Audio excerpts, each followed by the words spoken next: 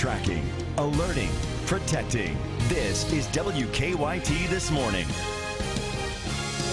Good morning from WKYT. Here it is on Thursday, June 18th. I'm Bill Bryant. And I'm Rebecca Smith. Hope you're having a great day before Friday. It's going to be another hot one, and of course, that severe weather threat continues. Right. Some showers arriving ahead of the tropical situation that we anticipate about Saturday. Here's meteorologist Micah Harris. And think of what you guys were just saying. I mean, you've covered the possibility of some strong severe storms, possibility of a tropical system delivering some significant rain. I mean, we have a lot going on in this forecast, and it's not stopping anytime soon. You get the good clean sweep for our viewing area, but however, you look back toward the west, look across 65. There's one shower popping up, just can't rule out during the morning hours. Temperatures are in the 70s for the most part, a mild start, but it's also pretty humid, 88 degrees by the afternoon, and that's just the same as the past few days. As you'll get really warm temperatures, that humidity way up, and also some spotty showers and thunderstorms later on this afternoon. Now, when does that tropical system move on in?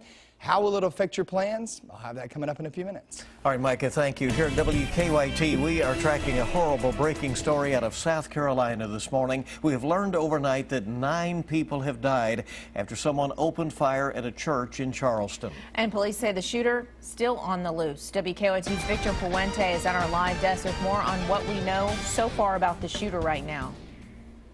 Yeah, guys. Well, police say the shooter is a 21-year-old white male. They're calling this a hate crime. Now, the shooting happened at the Emmanuel AME Church in downtown Charleston Wednesday night. It's one of the oldest black churches in the nation. A Bible study class was interrupted by gunfire and 9 people were killed.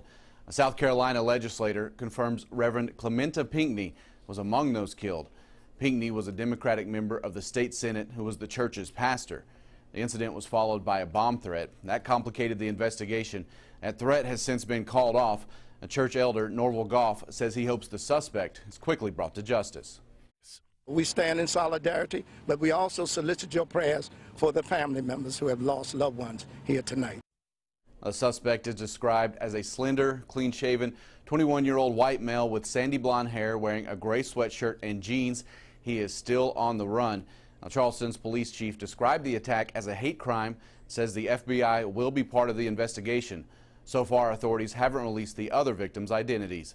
At the live desk, Victor Puente, WKYT. And we are tracking a developing story out of Bath County this morning. Investigators are trying to figure out what caused the death of a man in his home. They say that man's death appears to be suspicious. State police say someone found the man dead last night at a home on Wyoming Road near the Fleming County line.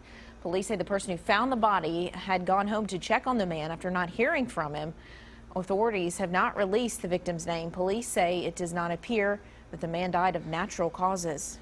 The search for a missing western Kentucky woman has come to a tragic ending in southern Kentucky. Search crews found the body of 24-year-old Nina Parker yesterday morning in the Cumberland River at the Whitley-McCreary County line.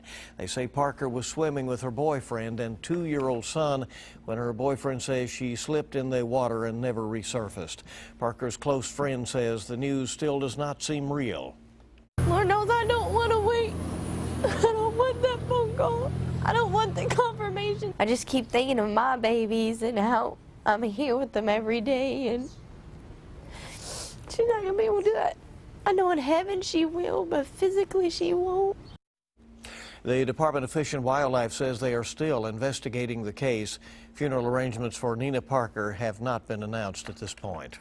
New this morning, Lexington police arrested a man they say exploited a woman. 32-year-old Glenn Stamper is charged with exploitation. Police say over the course of a year, he stole about $20,000 from her in cash and checks. Police say the victim has multiple physical disabilities and couldn't make financial decisions for herself. According to an arrest citation, Stamper accepted money for work and labor that he either didn't finish or start at all. He's set to be arraigned later today. Now 5:05 on WKYT this morning, and 2 men involved in a bizarre hit-and-run case in Scott County are set to appear in court later this morning. Investigators say Daniel Blackburn was driving down US 25 when his passenger, Theophilus Price Jr., leaned out to hit a pedestrian, but instead head-butted the man. WKYT's Hillary Thornton is in Scott County this morning with the latest on that. Good morning, Hillary. Good morning, Bill. The man accused of head-butting that pedestrian suffering from a moving vehicle is now out of the hospital and in jail. And as you mentioned, both he and the driver of that vehicle he was in will be in court later today. The Scott County Sheriff says Daniel Blackburn was driving down US 25 when his passenger Theophilus Price Jr. saw 3 men walking along the shoulder and said he wanted to smack one of them. Investigators say that is when Blackburn drove closer to the men while Price leaned out of the window. However, they say the SUV got too close and Price's head smacked into the back of one of the pedestrians' heads. Deputies say Blackburn then dropped Price off at the local Sonic so he could walk to the hospital. Blackburn was pulled over on the bypass a short time later after calls about a reckless driver. Deputies say there was a lot of blood in the passenger seat and Blackburn admitted to drinking 4 tall boy beers. He then blew a .233 on a breathalyzer test. He was charged with DUI and wanton endangerment. Now, meanwhile, the pedestrian was taken to UK Hospital but is expected to be okay. And now out of the hospital himself, Price is facing a complicity to wanton endangerment charge. And both he and Blackburn will be in court at 1 o'clock this afternoon here in Scott County. In Scott County, Hillary Thornton, WKYT. Hillary, thank you. We're tracking a crime alert in Winchester this morning. Police are looking for thieves who broke into cars in some neighborhoods there. The cars were parked outside homes in the Holiday Hills and Wind Ridge Drive areas. Winchester police say the thieves stole anything valuable they could find in those cars, including some firearms. We're dealing with firearms or electronic devices that may have personal information on them. You know, it's a felony to steal a firearm. So we've got 3 different felonies right now because we got 3 different victims that had handguns taken.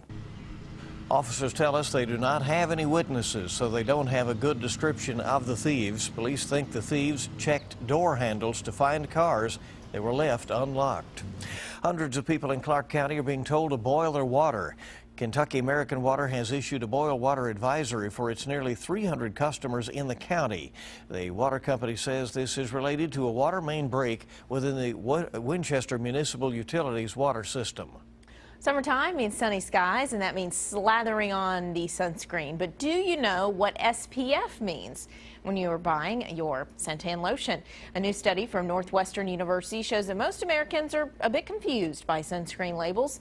It finds that 43% of us understood the meaning of sun protection factor. I should say those who were questioned in this study. Researchers say using an SPF of 30 or higher will keep the rays away, the harmful ones. Also look for sunscreens that includes broad spectrum protection, so that would mean your SPF and or your UVA and UVB, I believe, right? Right, and you know, of course, the bottom line: limit your exposure to the sun if you can during the summertime months. But slather on if you're going to be out there. Time this morning is 5:08 on WKYT this morning, and we are just getting started. A lot more on the way. The bigger the flop, the bigger the bucks. Wait until you see more of these belly floppers in a contest in Colorado. That's more in just 5 minutes. No way, not for me. All right, here's what we're looking at. That front still to the north of us. Here comes Tropical Depression Bill as it spins through Oklahoma, and it is going to take a right turn right toward us. What does that mean for us, and when do we expect it? That's all coming up next.